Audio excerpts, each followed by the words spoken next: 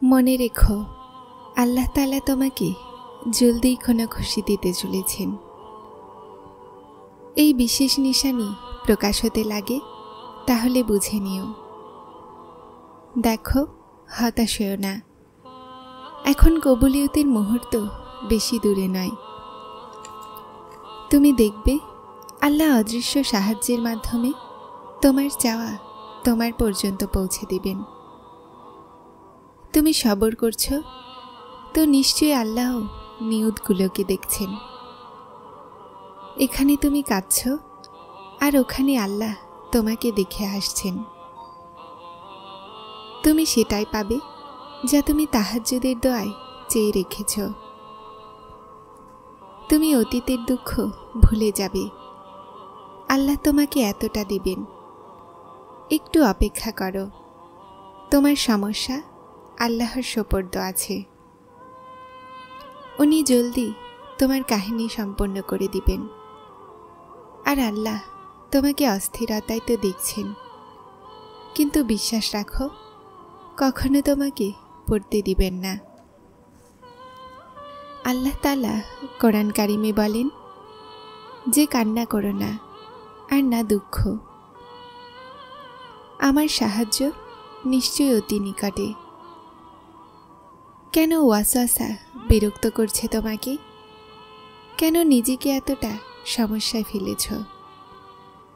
যখন তোমার পরওয়ারদিগার তোমাকে বলছে তুমি নিশ্চিন্তে থাকো, যখন আল্লাহ তাআলা বলে দিয়েছেন উনি তোমাকে বাঁচিয়ে নেবেন, সমস্যা থেকে সমাধান দিবেন, তো কার মধ্যে এতটা ক্ষমতা যে তার রাস্তায় বাধা দিতে পারেন? কোনো ইশারার অপেক্ষায় আছো না? প্রশান্ত হয়ে যাও যে তোমার রব তোমাকে ইশারা দিচ্ছেন।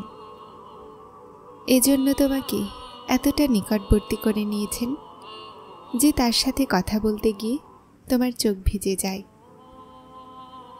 সবসময় তাকে রাজি করার চেষ্টায় আছো, তো যেই রব তোমাকে এতটা নিকটবর্তী করে নিয়েছেন তিনি কি তোমাকে অসম্পূর্ণ ছেড়ে দিবেন? শীঘ্রই তিনি তোমাকে এতটা দিবেন যে তুমি খুশি হয়ে যাবে। আল্লাহ তাআলা কোরআনে কারিমে বলেন উনি তোমার সাথে আছেন যেখানেই তুমি আছো। কতটা শান্তি আছে না? কতটা খুব সুন্দর সান্ত্বনা আছে না? আল্লাহ বলেন চিন্তিত হয়ো না, আমি তোমার সাথে আছি। সবসময় আল্লাহর শুকরিয়া আদায় করো। তুমি চিন্তিত, তুমি কষ্টে আছো, তুমি মানুষের কথায় আশা হারাচ্ছ, আমি সব শুনছি, আমি সব দেখছি। দেখো, চিন্তিত হয়ো না, আমার উপরে বিশ্বাস রাখবে। আমি তোমাকে কখনোই একা ছাড়ব না। আর যখন সবরকারীরা কষ্টে আল্লাহকে ডাকে তো তিনি তাদের অন্তর সমূহকে ঠান্ডা করে দেন আর তাদেরকে প্রতিটা অস্থিরতা থেকে মুক্ত করে দেন। তোমার কাজ শুধুমাত্র দোয়া করা, উসিলা তিনি নিজে বানান। আর জলদি তিনি তোমাকে এমনভাবে খুশি করে দিবেন যে তুমি পুনরায় প্রাণ ফিরে পাবে। জানো, তোমার মনে যে আটকে থাকা একটা ডাক আছে না, আর মুখের ওপরে এই নীরবতা আছে, এই আচরণই তোমার রবের খুবই পছন্দের। আর এটাই তোমার জন্য 7 আসমান থেকে কোণ নিয়ে আসবে। তুমি শুধুমাত্র বিশ্বাস রাখো, আর আল্লাহ তখন তোমার কাছে পর্যন্ত মজেজা আনবেন যখন তুমি সবকিছু শেষ হয়ে যাওয়ার পরও দোয়া করো এই বিশ্বাসের সাথে যে আল্লাহর ইশারার বাইরে তো কিছুই নেই। আল্লাহ পাক এমন সময় খুব জলদি আনবেন তোমার চোখে তোমার জন্য মজেজা হতে দেখবে। একদিন দেখে নিও, তুমি নিজে হেসে বলবে যে আল্লাহ আমার দোয়া এমনভাবে কবুল করেছেন যা আমি কখনোই ভাবিনি। তুমি বলবে যে আল্লাহ মজেজা করে দিয়েছেন যেটার আমি কখনো কল্পনাও করিনি। আর দেখে নিও, এটা বলতে গিয়ে তোমার চোখগুলো অশ্রুসিক্ত হবে। আর তোমার মন যা এতটা সবর করতে করতে ক্লান্ত হয়ে গিয়েছিল, এখন প্রশান্তিতে থাকবে। আর তিনি তোমাকে বোঝার তৌফিক আর সবরের সান্ত্বনা তখনই দেন যখন তিনি তোমার উপরে রাজি হন। আর যখন তিনি রাজি হন, তো তোমার প্রতিটা চাওয়ায় কোণের হুকুম ফরমান করে দেন।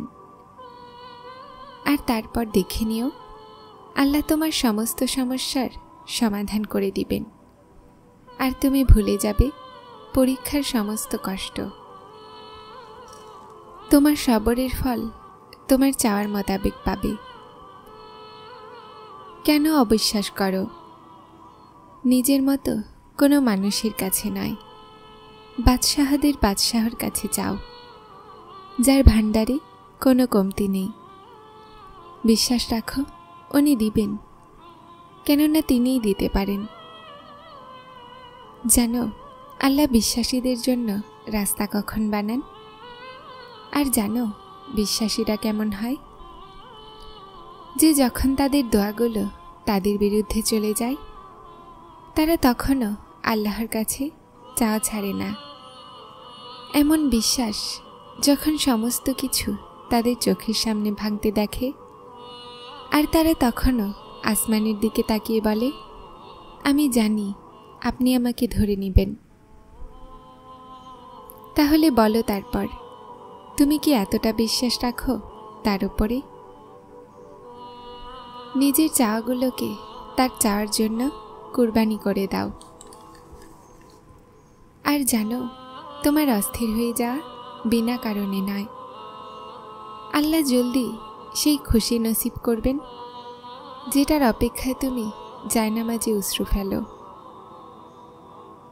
কে জানে, আল্লাহ তোমার মনের পছন্দ মতো জিনিস শুধুমাত্র পরীক্ষার জন্য তোমার থেকে দূর করেছেন। এই অপেক্ষার পরে তোমার দোয়াকে তোমার নসিবের অংশ বানাবেন। আল্লাহ তাআলা কোরআন মাজিদে বলেন যে আল্লাহর তোমার দুঃখ সম্পর্কে জানেন। আল্লাহর তোমার প্রতিটা সেই চাওয়ার ইলম আছে। আল্লাহ তোমার প্রতিটা অসম্পূর্ণ চাওয়া সম্পর্কে অবগত আছেন। উনি কষ্টে পতিত তার বান্দাকে এমনিতেই ছাড়েন না।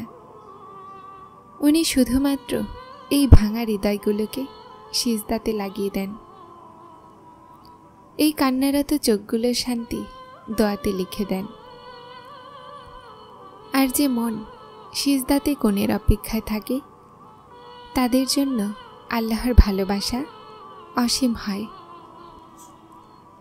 পরীক্ষা তাদের জন্যই হয় যাদেরকে আল্লাহ চান, আর সবরও তারাই করে যারা আল্লাহকে চায়। আল্লাহ যাদেরকে ভালোবাসেন তাদেরকেই কঠিন রাস্তায় ফেলেন, যেন পরে সেই অশ্রুই তার এই অস্থির হৃদয়ের শান্তি হতে পারে।